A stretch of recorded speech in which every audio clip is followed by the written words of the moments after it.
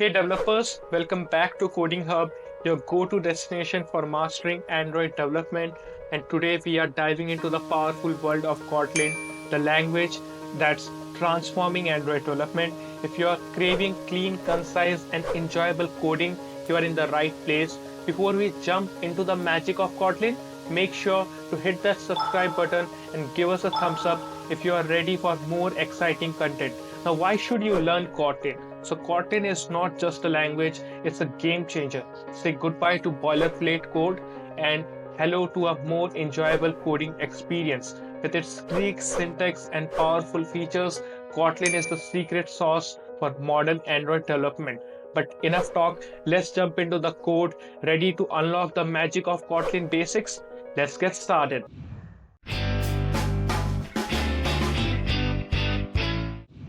Okay, so the first step of this course will be to understand how to write your Kotlin code in Android Studio. For this, we have to click on this file. Now click on this new. Now click on this new project. After this, you have to select this no activity. Now click on this next.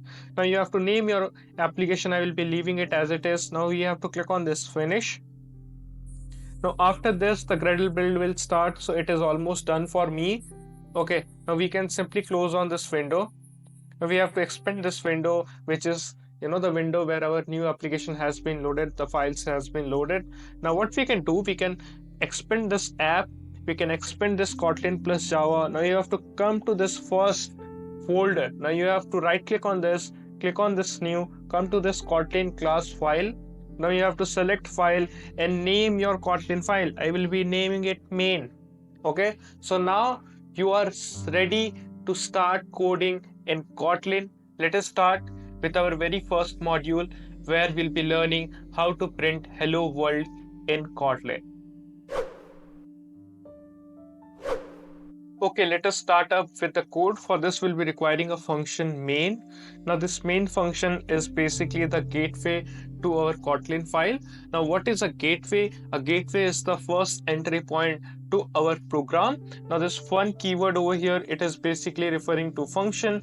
Now this main is our function, and in this main we are having this curly braces which is defining the block of this main function. With this we are also having this circular brackets inside which we can simply write our parameters, which will basically accepting the values which will be shared during a function call. Okay, so what we have to do, we have to come over here and we can write print, and in this print we can pass a string, and this string will be hello world. Okay, now this hello world will be basically printed in the console. So how to see this hello world? For this we have to click on this arrow button and we have to click on this run main kt. Now we can see this hello world. So this is how you basically print hello world in Kotlin using Android Studio. Okay, so in this part we'll be demystifying what is val and what is var. For this, what we have to do, we have to consider a val, and this val can be like num1 and we can initialize a value 2 to it. Now we can have var, we can say num2 and we can have a value 3 to it. Okay, now what is val? So val's full form is nothing but value, while of the var it is variable. Okay, now the major difference between both of this is that val are immutable. Now what is immutable? So immutable basically refers to if a particular val is assigned once, it cannot be reassigned. Okay, now we will be having mutable over here. Now what is mutable? So if a var is assigned once, it can be reassigned. Okay, so what we are trying to say is that val cannot be updated, but var can be updated. Okay, to see this, what we can say is we can say num2 equals 4, and then we can simply come over here and print this num2. Now what will happen if we run this particular main block now? So we'll be getting a value 4 over here because it is a var and it can be updated, right? Now what if we try to remove this num2 and replace it with num1? Now see, we are having an error over here which is basically saying val cannot be reassigned. Why? Because values are immutable, because we have already initialized num1 as 2, it cannot be reinitialized. Okay, so this is the major difference between val and var, and we'll be using both of this in different scenarios as per our need. Okay, so in this section, we'll be discussing how initialization and declaration works in Kotlin. For this, what we have to do, we have to, use var, and then we can have our variable name. Let us suppose we give it num, okay? And then we have to explicitly define that it is, a integer type. Okay, now this is how you basically declare a variable, which is num. Now we can simply say, declaration. Okay, now similarly we can simply have num and then we can initialize a value to it, and this is how you basically initialize a value. So it is basically initializing a value. Now by default in Kotlin, this particular format is not accepted, so there will be a warning which will be set over here. Now this warning, if you refer to it, it is basically saying that joint declaration and initialization, because the reason is we can simply come over here and then we can simply say num equals 1, and there is a beauty of Kotlin, and that is that Kotlin can understand the initialized value. So upon the understanding of this initialized value, it defines or determines the data type of this variable. Okay, so due to which we can basically remove this explicit defining of this int. Okay, and it can still understand that this num is basically an integer, and if we print the value now, what we'll be getting, we'll be simply getting 1. Okay, so we are basically getting 1. So this is how initialization and declaration works in Kotlin. Okay, so in this particular section, we'll be discussing about the data types which are specific to numbers. Now, numbers are basically defined in two ways, which are integers and then we have float values.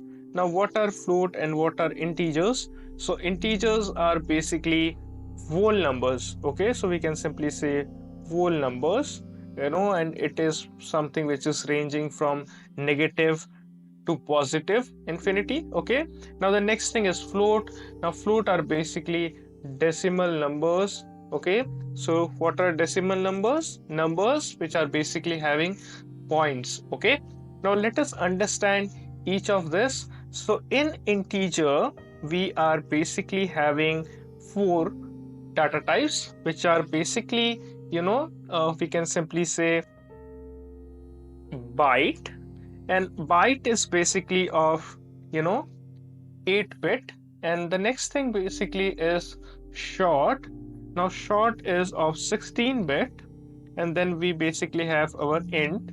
Now int, it is also having 32-bit, and then we are finally having long, which has 64-bit. Okay, so it will basically store 64-bit of information. Now the next thing is to understand the float one.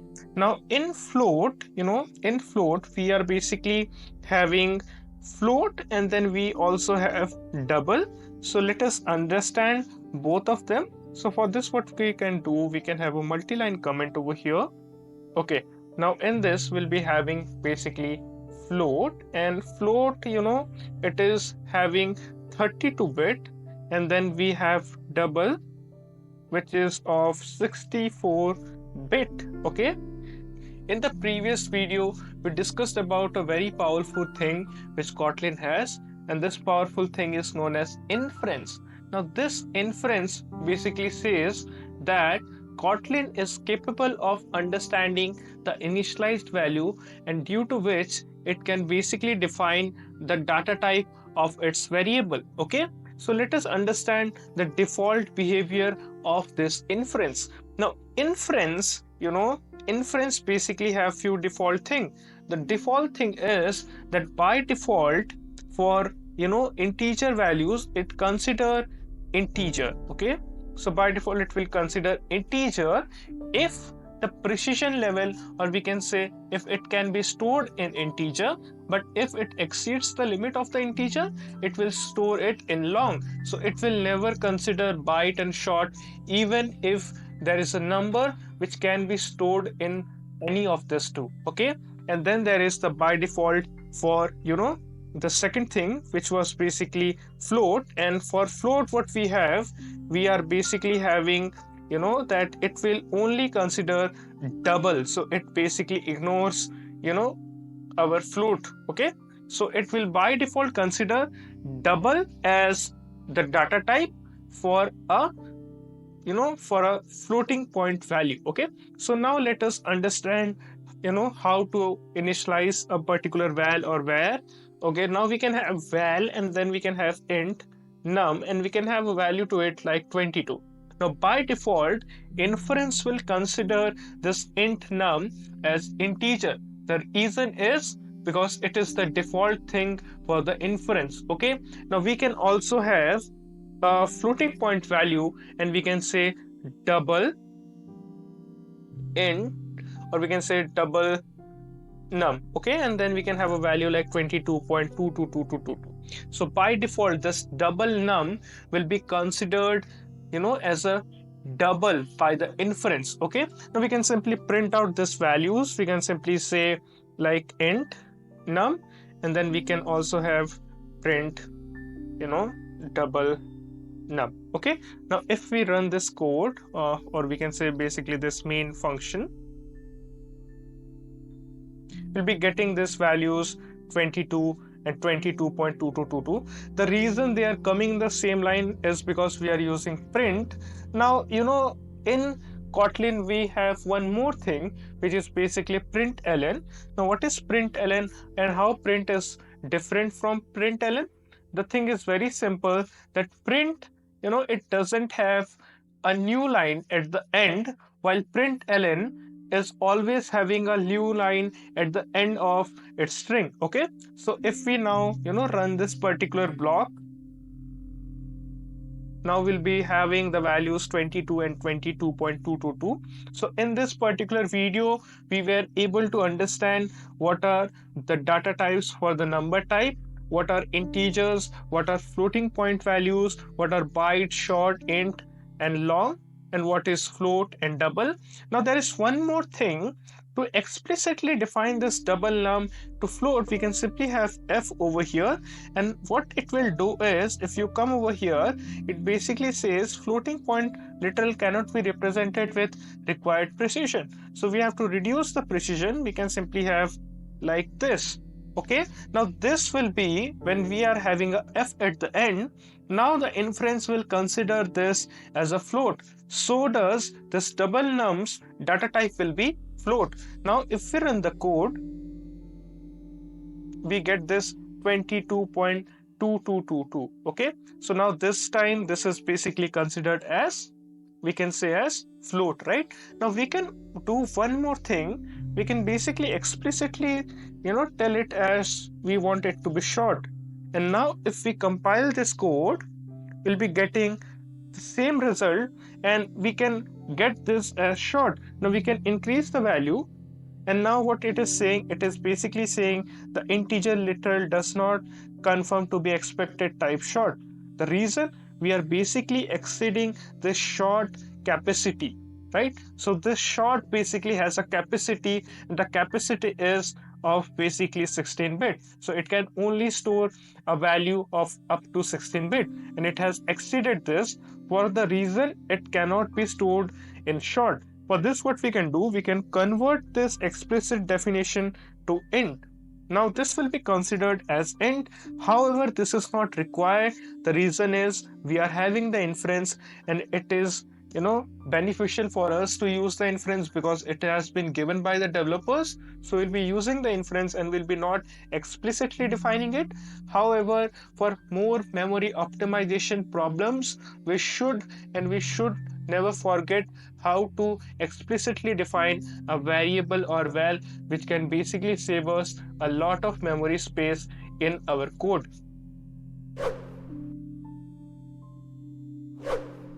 Okay, so in this particular section of the video, you'll be understanding what is char and what is string. Now, char and string are basically being used to store characters and string. Now, character, which is basically referring to char. Now, char can be used to store characters. Let us consider a var, and we can have, a name to our variable. We can have a name mychar, and then we can provide a value to it. Now for this, what we have to do, we have to use single inverted commas, and then we can say a. Okay, so to store a character or to initialize a character, we basically use single inverted commas, and inside this will be passing a character. Okay, now we can simply print out this character by saying print my char, and if we run the code, we'll be seeing the output which is having a. Okay, now let us move on. Now we'll be seeing how to store a string. So it will be like my string. Okay, now my string, for this what we can do, we can have a variable, we'll be saying my string. Okay, and inside this will be passing a string, and we can say subscribe to coding hub. So it is basically a string and also a reminder for you. Okay, now what we can do, we can simply print it. We can simply say print my string. So we can simply say my string. Okay, and now if we basically run this code, for before this we can also have a println over here.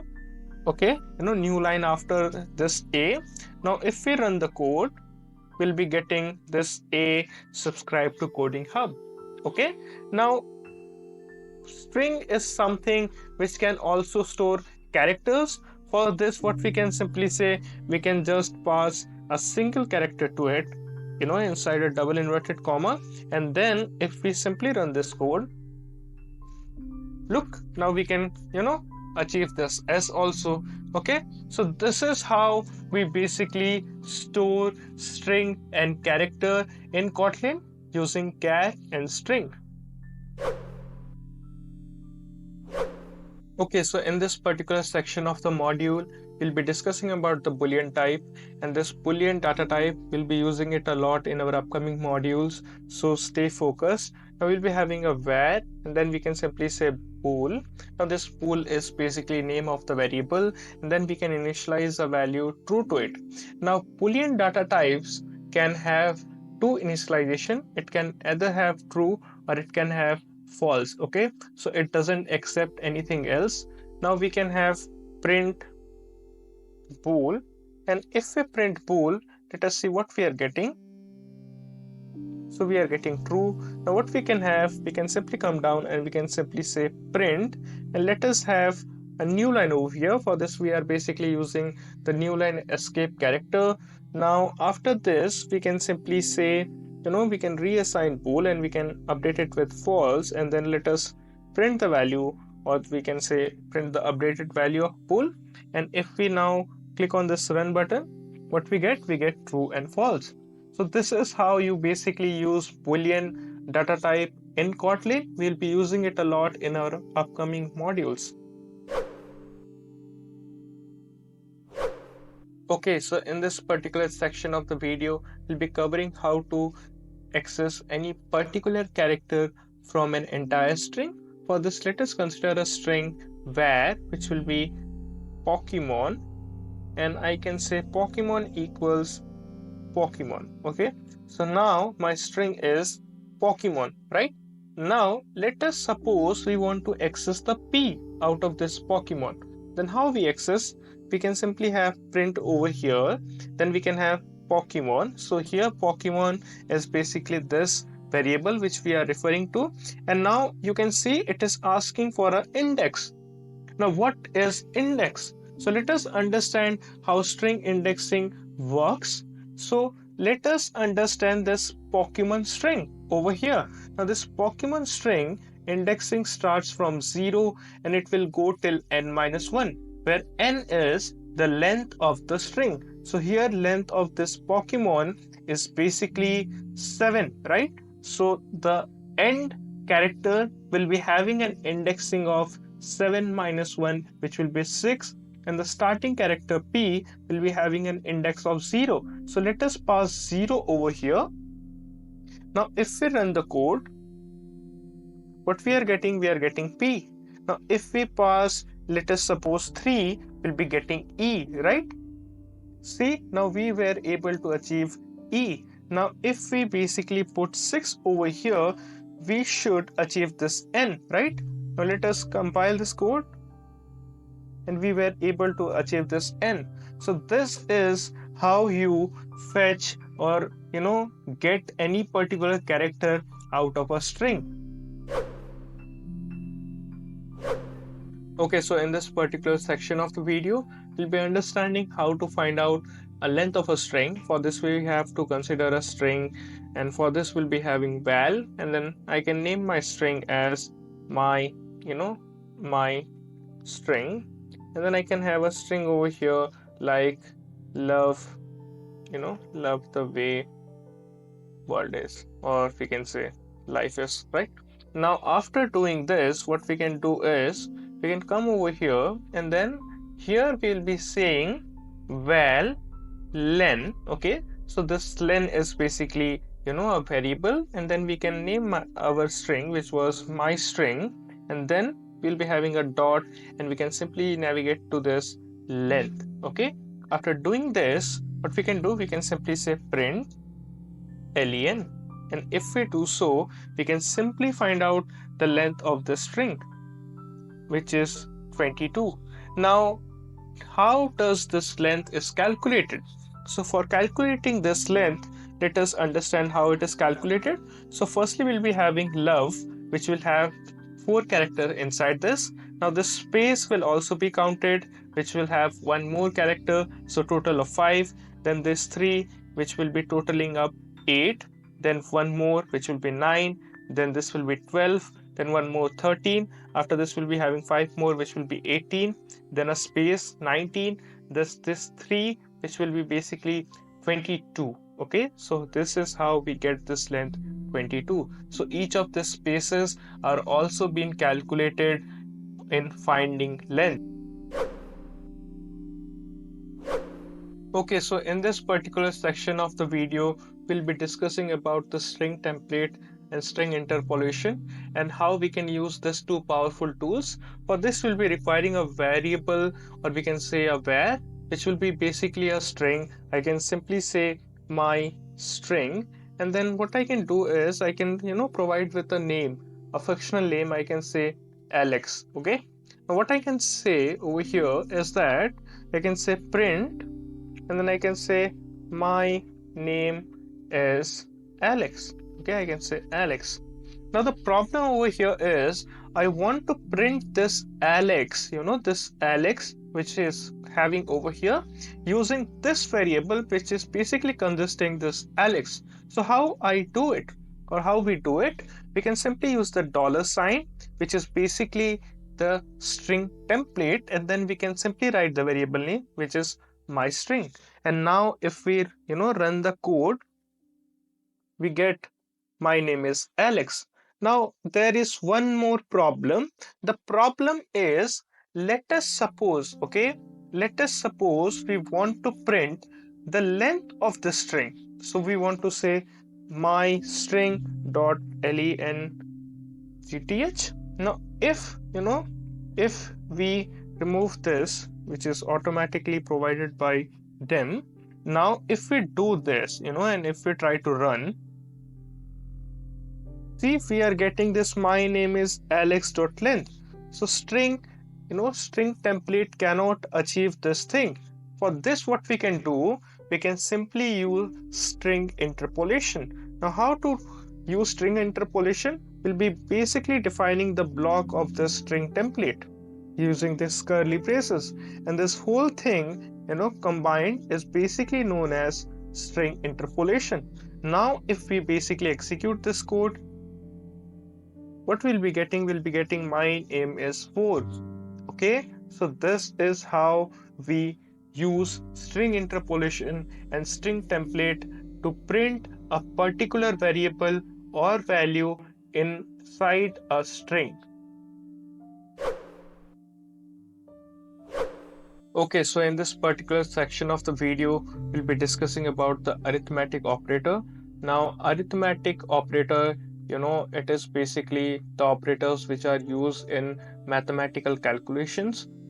Okay, now arithmetic operator, we are basically having a few of the arithmetic operators. Let's look into all of this. So firstly, we are having addition, which is basically, a simple addition sign.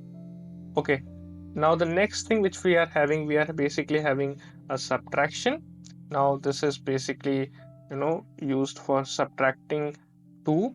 Now the next thing which we are having is a multiplication. For this we simply use the asterisk sign. So it will be basically multiplication. And the next thing which we have is division. Okay. And at final, we are basically having the modulus. To find out the modulus, or we can simply say remainder. So it is basically modulus. Now let us look each one of them. For this, what we can do, we can consider two values. We can simply say val a equals 3, and then we can have val b equals 2. Okay. Now if we simply say print, and then we have our string over here, and then we can come over here, and then we can directly say a plus b, and we can simply copy this out, and we can paste it over here. Let us consider it to be println, so we can see values in each line. Okay, now we'll be having the remaining thing. Wait a second, so we have to copy out this one. Okay, now after copying this, we can simply have the same 5 times, and now we have to just change this operators. We'll be having minus over here, we'll be having a multiplication over here, we'll be having the division, and then finally we'll be having the modulus. Okay, and now if we simply run this code, what are we getting? We are getting 5. So it is 3 plus 2, 5. Then we are getting 3 minus 2, which is 1. Then we are getting 6, because 3 2s are 6. Then we are getting 3 divided by 2, which will be basically somewhere around 1.5, but it will consider it to be 1. And the next thing will be a modulus b, which will be basically 3 modulus 2, and the remainder will be 1. So this is the basic arithmetic operators which we'll be using in our upcoming modules. Okay, so in this particular section of the video, we'll be covering the comparison operator. And comparison operators are generally being used a lot in conditional statements. Okay, now let us look into each of the conditional operators, or we can say comparison operators. So here we are firstly having the equality operator. So it is basically the equality operator. Okay, now the next thing which we have, it is not equals operator. So this not equals operator is just vice versa to equality operator. So we can simply say not equality operator. Now what equality operator do is it basically checks for equality between two particular variables. Okay, now the next thing is smaller than, and and then we have greater than, and then after greater than, what we are basically having smaller than, equals, and by looking into smaller than, you can understand that we are basically checking whether left hand side is smaller than that of right hand side, and vice versa for the greater than. While in the lesser than equals, what we are basically pairing two conditions. The condition is that the left hand side can either be equals to the right hand side, or it has to be lesser than that of the right hand side. Now we will be having same as greater than equals, so we can simply say greater than equals. Now let us simulate each of the conditions. For this, what we can do, we can come down and we can consider two variables. We can simply say var a equals 2, and then we can have like var b equals 5. Okay, so now what we'll be doing, we'll be saying that print we'll be having our string interpolation. Okay, and inside this we can simply say a equals b, and then what we can do, we can consider print ln over here, so we can see individual output in individual line, and then we can simply copy this out, and then we'll be pasting it again and again. Okay, now what we can do, we can remove this space over here, and now we can simply say not equals, and then we can have like smaller than, we can have greater than, and then we can also have greater than equals. Okay, so we are searching for all the conditions which are possible. Okay, so what we have to do, we have to simply remove the spaces. Okay, we can simply remove the spaces over here, and this one also, and then we can have one more, and simply copy this out, and then we can simply have the one for the less than. Okay, so we can have the one for the less than equals. Okay, and now if we simply run this code, what we are getting false. So both of them are not equal, so we get false. Then both of them are not equals and we are checking for the same, so we got true, right? And the next one was whether a is less than b, so a is 2, which is lesser than 5, so it is also true. The next one is false because it was just vice versa of that. Then we have greater than equals, it was also false because a is not greater than neither equals to 5. And then finally we are having true because a is less than to 5, right? So these are the basic comparison operators, and you have to remember all of this because it will be widely used in our upcoming modules. Okay, so in this particular section of the video, we'll be covering the assignment operators. Assignment operators require a good knowledge about the arithmetic operator, which I have already covered. So you can navigate to that particular section, and then you can come to this section for a clear understanding. For this, let us understand how assignment operator works. For this, we'll be considering a variable and we'll be naming it num, and then we can assign a value 1 to it. Now, how to assignment operator works? For this, we can simply say num plus equals 1. Now what it will do is it will basically increment the value of num by 1. To see the output, we can simply run this code, and now we'll be able to see that num has been updated to 2. Now we can similarly do remaining things. We can check for minus, now it will basically reduce the value from 1 to 0. Now we can do the same for multiplication, and let us change the value to somewhere 2. Now it will be 2 into 1 2. Let us run the code for this also. We were able to get 2.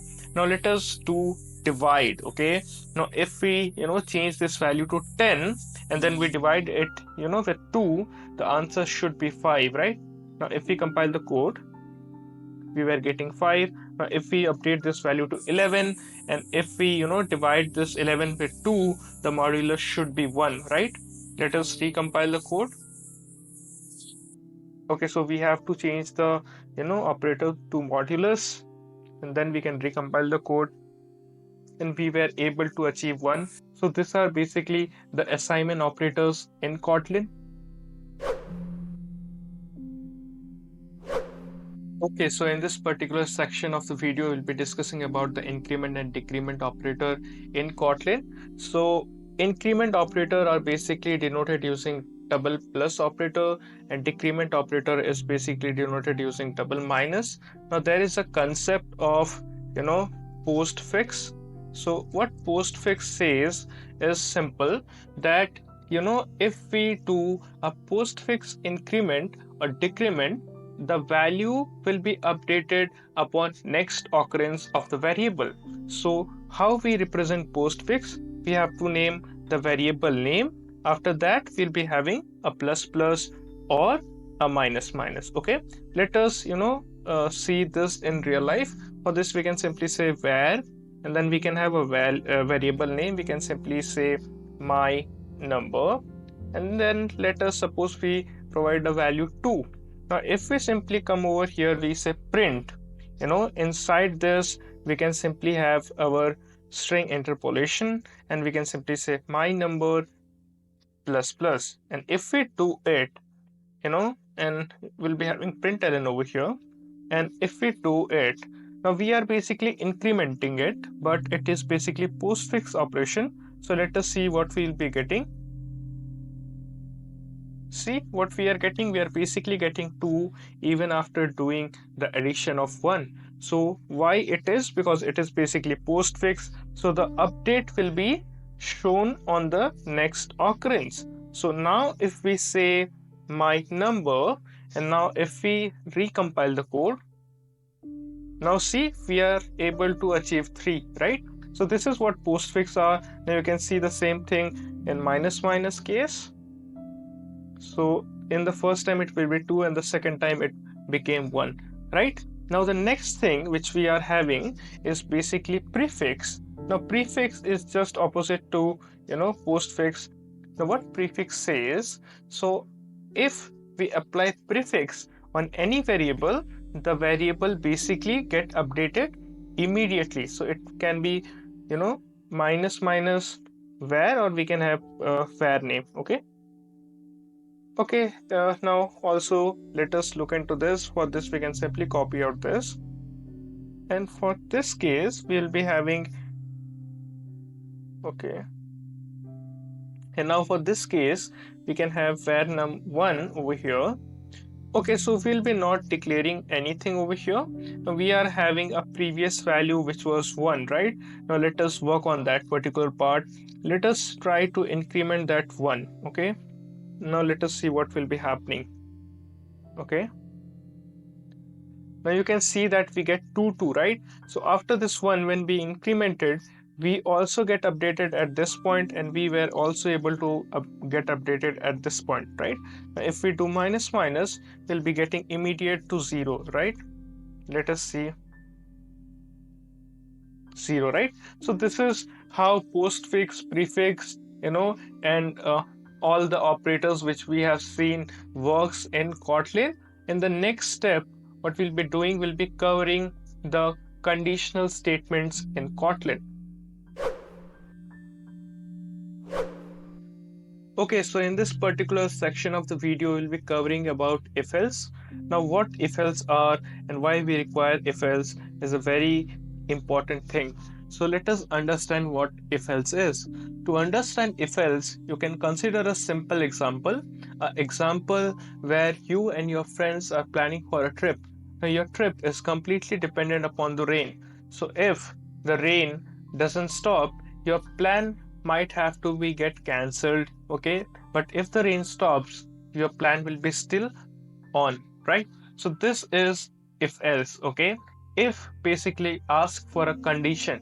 Here the condition was whether it will be raining or it will be not raining, and else it basically justify what if the condition become false. So what if it is raining? Then we'll be coming to else, and it will be basically telling us that we'll be not going on the trip because it's raining, right? So the entire world, entire thing is basically based on conditions, right? So that's why we require conditional statement.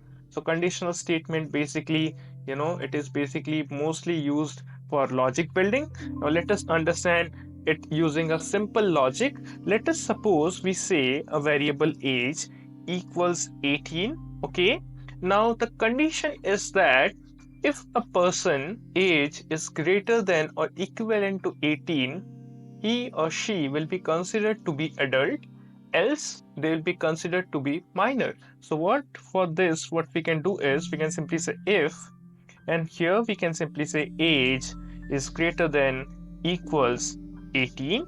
Now if we come over here, we can simply say print ln, and we can simply have that the person is, we can say simply that the person is adult, right?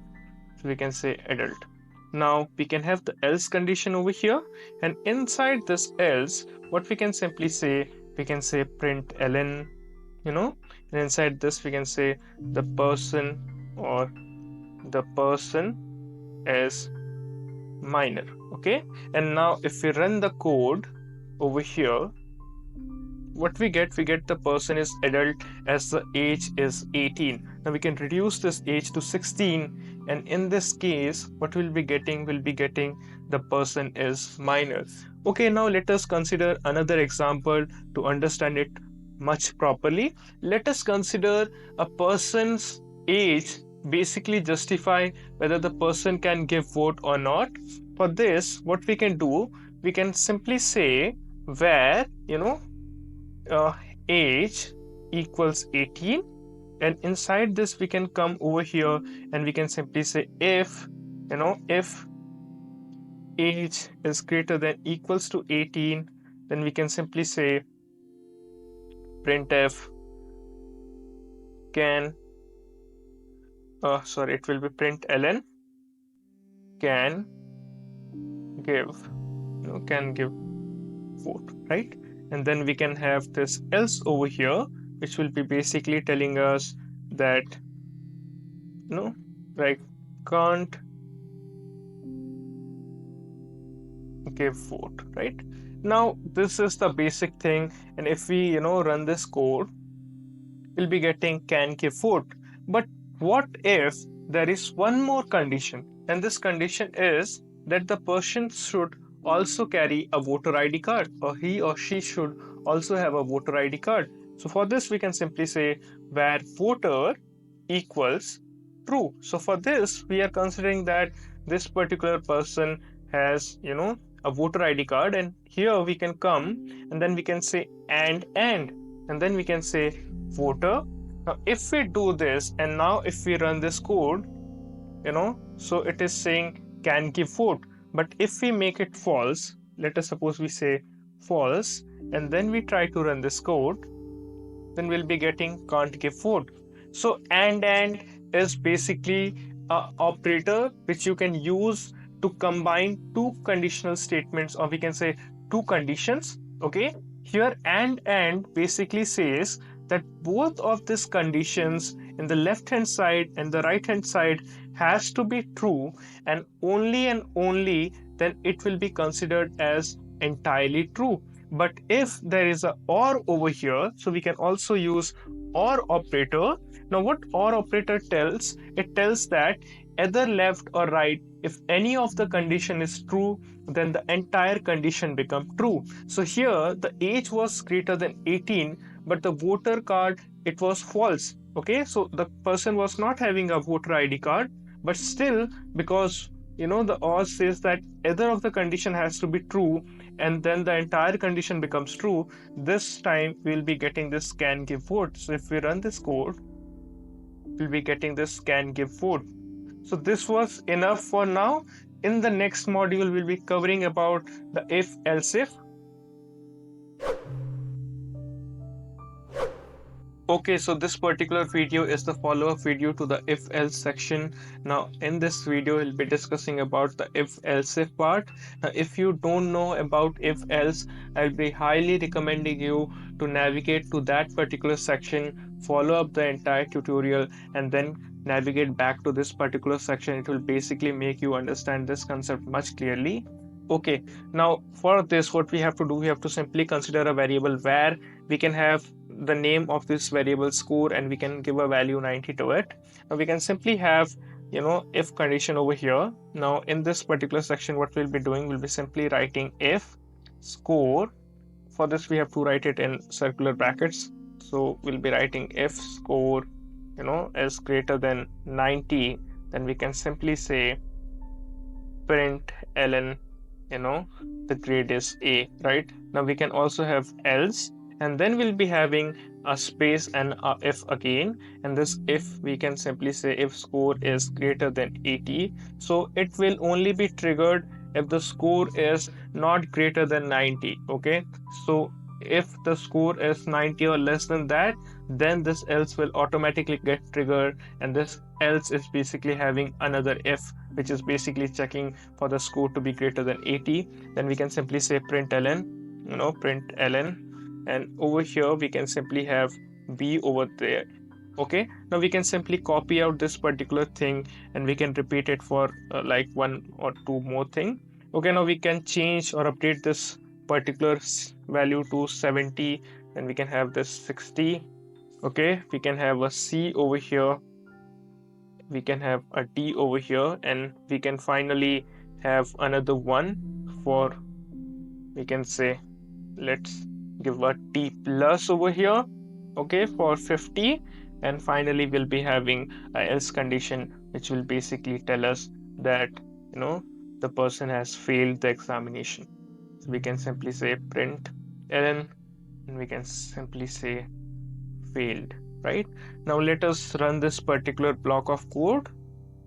Now because the score was 90, we get the B because there was no equals over here. So it will check whether the score is greater than 90. So it has to be 91 or greater than 91, right? Okay, now we can also put another condition over here. We can simply say, like and score is less than equals 100, and we can do the same thing, so it is basically saying convert to range check. Okay, so we can do that also. We can simply convert that to range check also. Okay, for this what we have to do, we have to simply say 91 less than dot dot less than equals 100. So it will basically check in between this range. So number has to, or score has to be in between this range. So it has to be from 91 to up to 100. Okay, so you can also do this using this. Okay, now let us rerun the code particularly.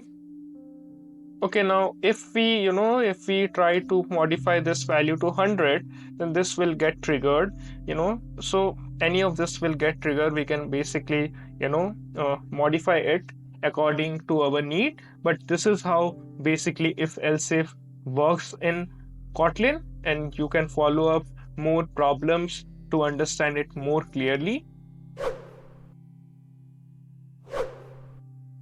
Okay, so in this particular section, we'll be discussing about the nested if-else statement. Now, what is nested if-else? So nested if-else basically refer to if inside another if block. Okay, now let us consider a example for this. We can simply have a variable age, and we can initialize a value 18 to it. Okay, now inside this, what we can say if, right? If age is greater than equals 18, then we can come inside, okay, and then we can have a println statement over here. We can say println, and then we can say the person is adult. Okay, now inside this, what we can say, we can have another condition over here, and this will be basically a boolean var. We can simply say voter, okay, equals true. Okay, so we are having the voter currently. We can have another condition over here which basically says if if voter, okay, so if the person is basically having a voter ID card, then what we can say, the person also carries voter ID card. And then we can have a final println statement which will basically say that the person qualifies, right? The person qualifies to give vote. Okay, so now inside this else, what we can say, println create a voter card, you are eligible. Okay, and then finally inside this else, we can come to this else specifically, and then we can say you are a minor and can't vote. Okay, so this was the simple code. Now let us understand what is happening over here. So firstly, we are checking for the age, whether a person is greater than or equivalent to at least a age of 18. Then we are basically saying the person is adult, so the person can give vote. Now we are checking whether the person is having a voter ID card inside this condition, and if the person is having a voter ID card, we are basically saying that the person carries a voter ID card and the person qualifies to give vote. Else, we are already knowing that the person is adult, but he or she might not be having a voter ID card. So we are basically telling him to create a voter ID card as you are eligible. And if this particular, if condition false, that means this particular person's age is not greater than 18. That means, or equivalent to 18. That basically justify that the person is still a minor. And if a person is minor, he can't vote, right? So that's why we are having this. So any problem which require a solution like this or a program like this, we can simply use the nested if else condition. Okay, now if we run this code, let us see the output. Now see, we were able to see this person is adult, the person also carries a voter ID card, and the person qualifies to give vote. Now if we change to false, okay, we can have that the person is not having a voter ID card. Then what we'll be getting? We're simply getting that the person is adult, and then finally we'll be getting this create a voter ID card, you are eligible, right? And if we reduce this age by 1, okay, and then we try to recompile this code, this time we'll be getting that you are a minor and can't vote. So this is how you use nested if else, and I am curious to know how you will be utilizing this if else statements in your code. Okay, so in this particular video, we'll be discussing about the when statement, and when statement is basically very much necessary over the if else. So there are multiple conditions where if else fails, or we can say it will be time consuming to use if else. Let us suppose we are having thousands of conditions and we have to check for each one of them. Now for this, when statement can be a great relief. Let us understand when statement, and for this what we can use the old example which was of score. Now let us give a score 90. Then we can simply come over here and we can simply say when, and then we can pass this score in this when, and inside this what we have to do, we'll be having this curly braces, and now we can simply say in, okay, in 90 dot 100. So if it is in the range of 90 to 100, we can directly say print, okay, and we can say a. Got it? Now we can simply copy this out, for like 4 times, and then we can update this values like 80, and this can be like 89, and then we'll be having this as 79, and then we'll be having this as like we can have 69, okay, over here. Now let us also update this values. It will be 70 over here, this will be 60, and here also we are having a else, okay. So it is basically it is basically the default case, and in this else what we can simply say, like we can say print not eligible, we can say qualified with the enough marks. Now let us run this particular block of code. Okay, now we are getting a because the value is set to be 90, right? So it will automatically fall in this range. Now what is this in? So in basically specifies that inside this particular range, and this 90 dot 100 is the range. Now what is happening over here? We are basically saying that any number, or any score from 90 to 100 is to be considered as a grade A. Okay, now similarly we are having the same thing for the remaining ones. Okay, so this is how we basically use when statement. Now in when statement we also have one more thing which is not in. For this what we can do, we can simply say val drive, and we can have the age to be 18 over here, and inside this what we can have, we can simply say when drive, and inside this drive what we can do, we can say that not in the range of this age particularly, then we can say that the person can drive. So we can simply say println can drive, and else we can simply say that the person cannot drive. For this what we can do, we can simply come over here and we can simply say else print ln can't drive, right?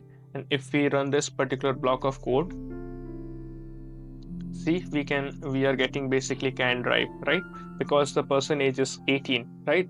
Okay, now we can do few more things. What we can do is that we can basically assign this when statement to a particular value also, or we can say variable also. Let us say val check, check drive, and then we can have this when statement.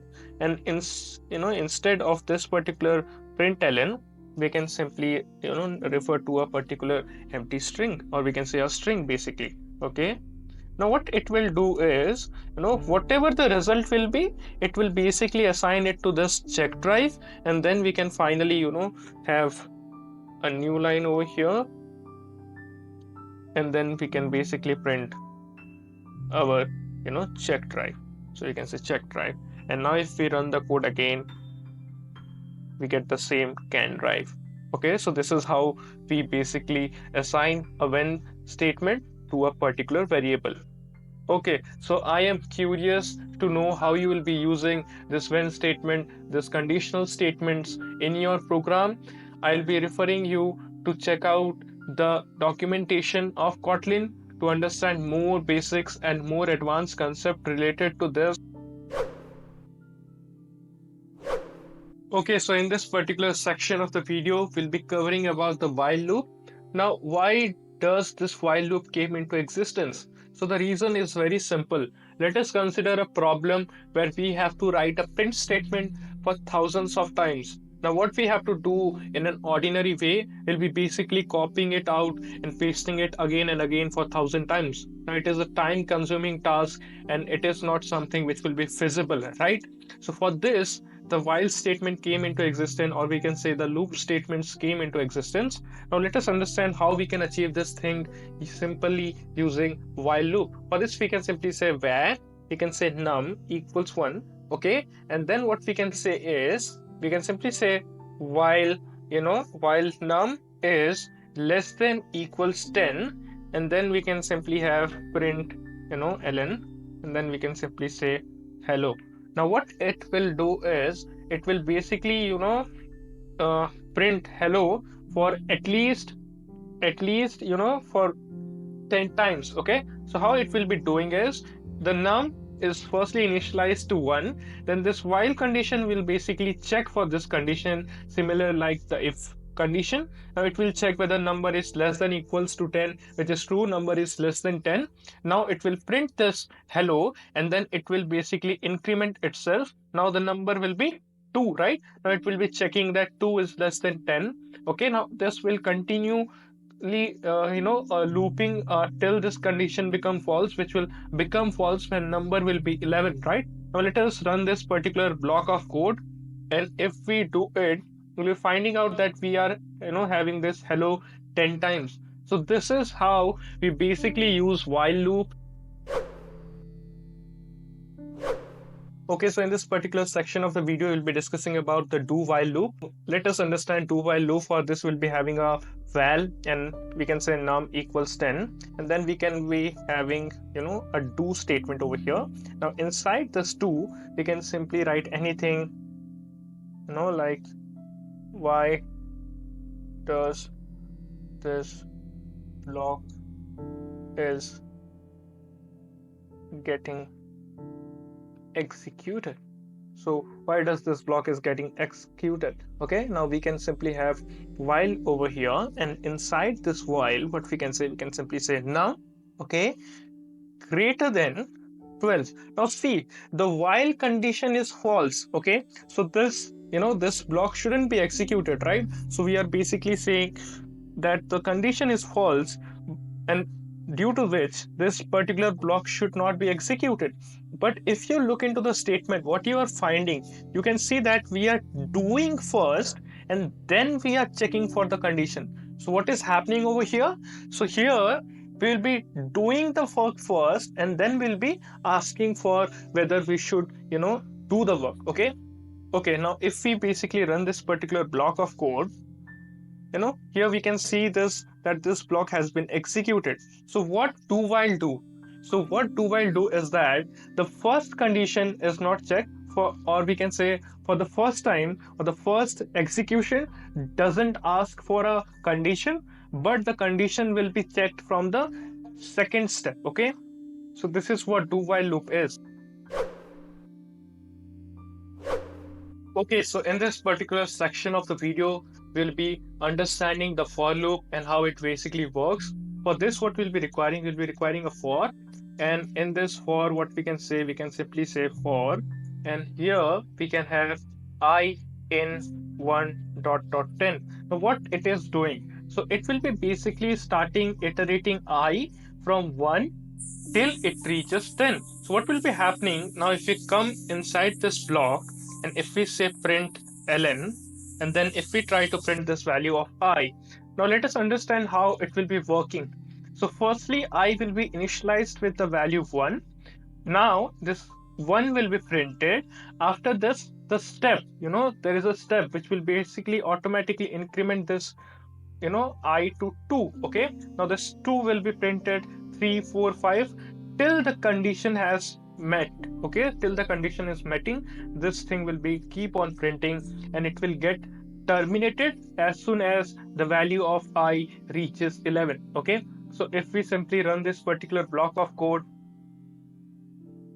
we'll be getting this 1 to 10. Okay, now we also have one more thing. We can also say that for I, okay, for I in 1 until it reaches 10. So we can also specify the same using this. Now if we run this particular block of code, now see we have gotten till 9 because it is saying until 10. Okay, there is a lesser than symbol. Okay, there is no equals, so we can have 11 over here, and in this case it will be printed till 10. Okay, now if we rerun this code, it is now printed till 10. Okay, now let us move with the code. Now in for loop, we also have few more things. Now the things are simple. We can simply say for I in, for I in, we can say 10. Okay, and then we can have down to 1. Okay, so we are basically now reversing the same loop. So what we are doing now, we are starting the value of I from 10 and it will go till 1. Okay, till 1. Now if we run this code, see, now we are getting from 10 to 1. So these are the basic way how you basically use for loop. Now we also have few more things. The things are simple. Now here we can also have step. Okay, and this step can basically have a value. Okay, and this value can be like 2. And now if we rerun the code, see, now it is taking a step of 2. So by default the step is always 1, but we can modify that and we can set the step to anything. So now what will be happening, it will be 10.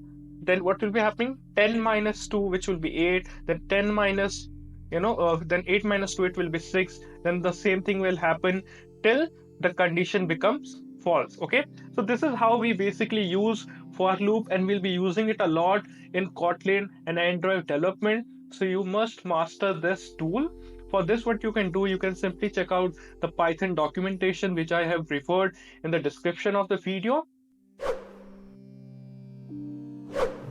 Okay, so in this particular section of the video, we'll be understanding the break and continue statement. For this, we'll be requiring a simple for loop, and we can simply say for I in 1 to 100. And inside this, we will be seeing how we can use the break statement. Now we can simply say if basically I equals 10, then what we want to say is that if the value of I reaches 10, then you should exit from the for loop. For this, we'll be using break. Now break, from looking into the statement, you can understand that break statements basically breaks this for loop, so rest of the iteration never get executed. Okay, now we can simply simulate this thing by by coming over here and printing the values. So we can simply say print, and then we can simply print the value of I. Okay, And if we do so and we run this code, let us see what is happening. So we get 1 2 3 4 5 6 7 8 9 10, and as soon as it reached 10, it haven't gone for the 11, right? So what happens over here? So what happens is simple, that the remaining part of this for loop will not get executed. Now we also have one more thing, which is basically continue. Now what continue do is, to see this, we can simply have we can simply say 12 over here. Now what will happen, we'll be getting numbers from 1, and it will go till uh, 9, and after when the value will be 10, there is a continue. So what it does is, it will simply skip that particular part. So what it will be doing, it will be basically skipping that part. For this, we can simply bring it over here so we can see that. Okay, now if we run this code, see, now we are not getting the value of 10, because as soon as we reach 10, what happens, we basically we say that we have to not iterate through this, and we will be jumping to the next iteration. Okay, so this is how we use break and continue statements, and you will be using it a lot in Android development and Kotlin programming language. Okay, so in this module of the series, we'll be discussing about the functions in Kotlin. For this, we'll be requiring a function. For this, we'll be using this fun keyword, which basically refers to function. We'll be having our function name, it will be sum. Now we'll be having parameters over here. I will be having a parameter a, which will be basically of type int, and then we'll be having another one which will be also a type of int.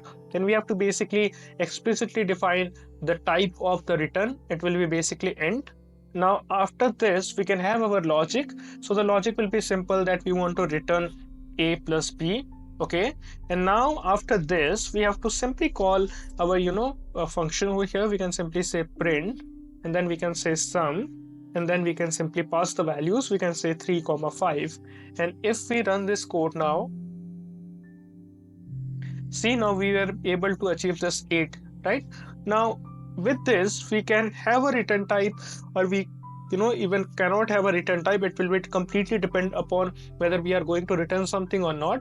So what I can say, I can directly come over here and I can simply say like something like this. So I can print the addition over here also. And for this, what I will be doing, I will be removing this basically, because I will be not returning anything, and I will be directly calling this sum. Okay, so I have to also remove this circular bracket closing over here. And now if we rerun the code, see, now we are also getting 8. So these are the basics of Kotlin functions, and we'll be discussing a lot more about function in our upcoming modules. Okay, so in this particular section of the video, we'll be covering about the Lambda function, which is widely used in Android development using Kotlin or Jetpack Compose. For this, what we'll be requiring is a val, and it will be add.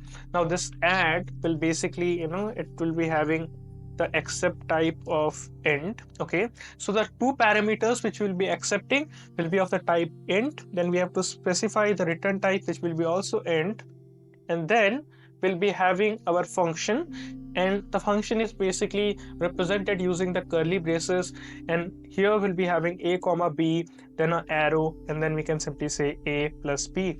Now let us understand what is happening over here. Okay, so what is happening is that this is our Lambda function. Now a Lambda function in Kotlin doesn't have any name specific to it. Okay, so it doesn't have any name, but it will be basically referred through this val, okay, which was add. Okay, now what we are doing, we are basically specifying the incoming type, data type, which is basically the parameter type.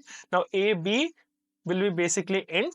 Now we are basically specifying the outgoing type, or we can say the return type, which is also int. So the addition of this value a and b, it will be also the type of int. Okay, now what we can do, we can come over here, and then we can simply assign this function call to something. We can simply say val result, and then we can simply say add, and we can pass two values like 10 and 8.